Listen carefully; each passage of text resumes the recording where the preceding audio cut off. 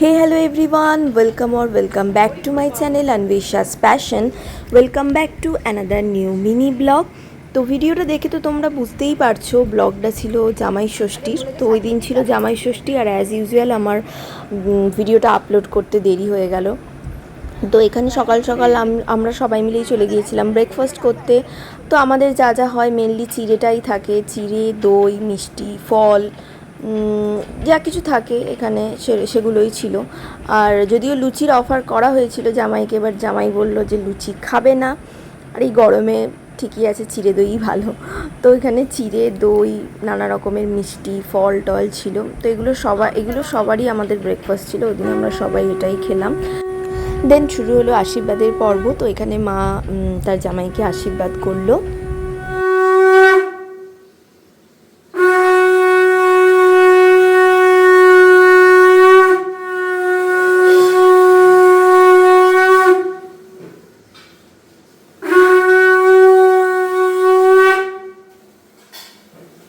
তো এখানে তো জামাই ফার্স্টে প্রণাম করতে ভুলে গেছিলো, তারপরে আবার তাকে মনে করিয়ে দিতে হলো যে শাশুড়ি মাকে প্রণাম করতে হয়, বলার পরে করলো। আর এখানে মিঠাইকে তো আশীর্বাদ করতেই হবে, একটুখানি চন্দনের ফোঁটা দিতেই হবে, কারণ বাবাকে দিয়েছে, ওকে যদি না দেয় ওর মন খারাপ হয়ে যাবে। আর এখানে দেন আমরা ব্রেকফাস্ট করলাম, তারপরে লাঞ্চ করার জন্য আমরা চলে এসেছিলাম দুপুরবেলা। আর এখানে অনেক কিছু দেখতেই পাচ্ছ, সমস্ত কিছু এসে দেখলাম মা অলরেডি সব কিছু জোগাড় টোগাড় শুরু করে দিয়েছে। অনেক কিছু আইটেম ছিল আর মা আরও কিছু এক্সট্রা বানাবে বলছিল, যদিও আমি মানা করলাম, কারণ এত বেকার খাওয়ার লোক নেই, নষ্ট হবে।